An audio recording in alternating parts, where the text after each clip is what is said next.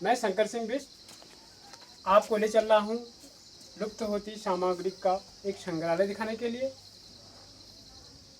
और जो मैं आपको बताते जाऊँगा, ये देखिए गॉडेज का हिंदी का टाइपराइटर है। ये हमारा वाद्य यंत्र, इसको नगाड़ा बोलते हैं।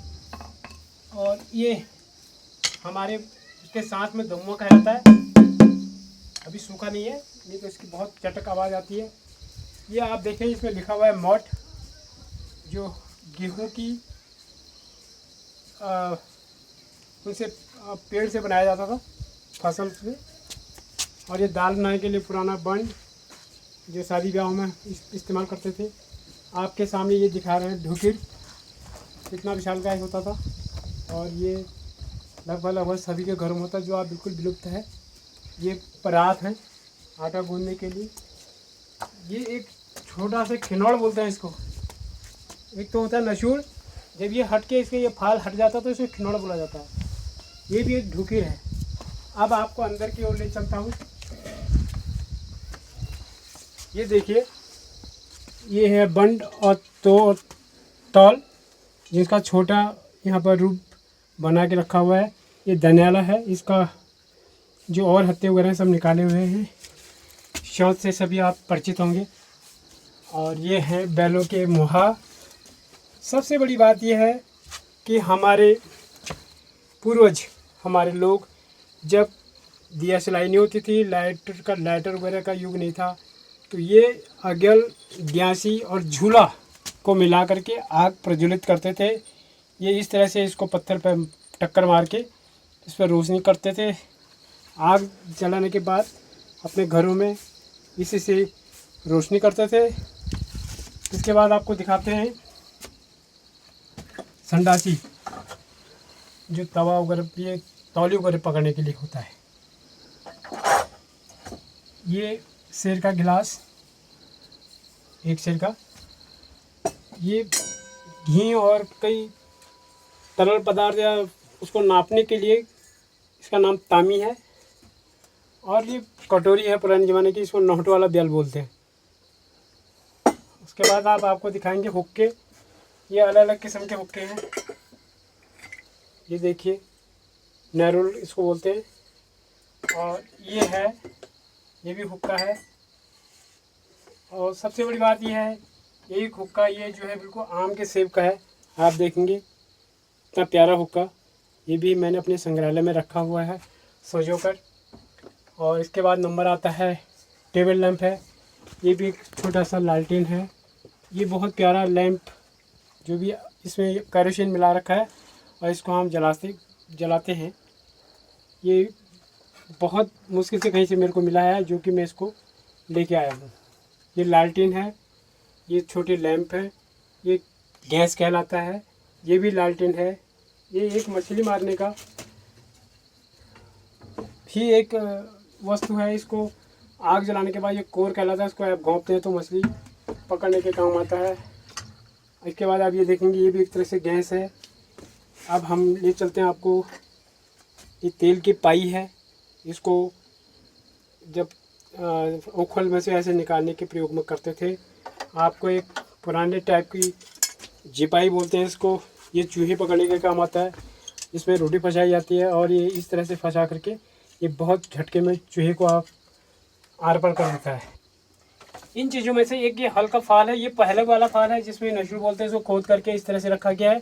फिर इसमें परिवर्तन हुआ और इसमें नेट बोल्ट लग गए। ये हल्का फाल कहलाता है। अब इसके बाद आप आएंगे, ये झाड़ू है। झाड़ू भी हमारे पास, ये बाबिल है। ये भी एक तरह का झाड़ू है, जोहार का। ये खजूर का झाड़ू है। उसके बाद आप पैसे की उसमें आएंगे। ये हर तरह के पैसे हैं, एक आना, दो आना, पुराने ज़माने के पूरे इसमें पैसे का इतिहास लिखा है। और ये दूल्हा दुल्हन के हमारे मुकुट हैं। जब होली होती थी तो ये कुछ दिन पहले, होली से पहले, इस तरह के ठप्पे लगा करके हर घर से ये कपड़े घर एक जगह आते थे और इसके ठप्पा मार करके लोग वहाँ होली का आनंद लेते थे। अब ये देखिए, ये भड्डू इसको कहना था। ये बहुत ही गाढ़ा भी है, मतलब गाढ़ा क्या है, वजन इसमें बहुत ज़्यादा है और ये मीट बनाने के काम आता है।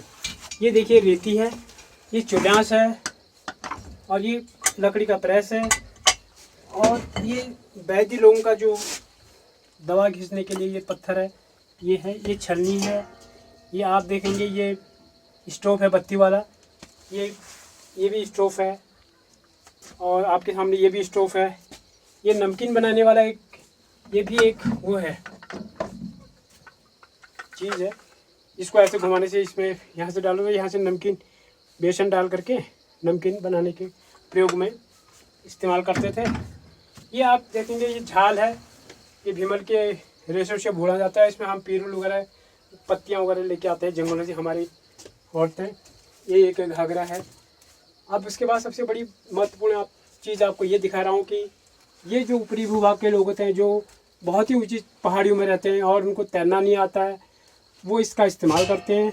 ये एक तरह से आज के युग में जैसे ट्यूब का हम इस्तेमाल करते हैं, तो ये कमर पे वो लोग बांधते थे और नदी में जा कर के मई जून के महीने में एक तरह का मेला लगता था, कैंप लगते थे, दूर दराज से लोग आते थे मछली मारने के लिए।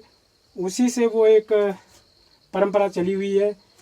वो आटा गूंथ करके उसको मतलब खाने के पर्पज़ से ही आते थे। और ये मछली पकड़ने का ही वो है, एक टोकरी है, इसको कमर पे बांध करके वो मछली इसमें पकड़े रखते थे। अब आपके सामने मैं दिखा रहा हूँ थेऊ। ये जानवरों को जैसे बैल गाय भैंस और कभी बीमार जाते हैं उसमें दवाई डाल करके उनके लिए है, ये दवाई पिलाने के लिए। ये मुख्यमंत्री ने मुझे पुष्कर धामी जी ने पुरस्कार दिया है, मैं इनका भी बहुत बड़ा आभारी हूँ। ये आप देखेंगे ये राजपूती तलवार है, ये बहुत ही भारी और इसमें म्यान है। हमारी प्रदर्शनी में ये भी किसी ने भेंट करी है। लकड़ी के परात हैं, ये देखिए सारी लकड़ी के ही हैं। ये इसमें मैंने कलर गोल्डन का रखा है, ये सिल्वर कोट करके इसको जो ऐसे काला रखा हुआ है।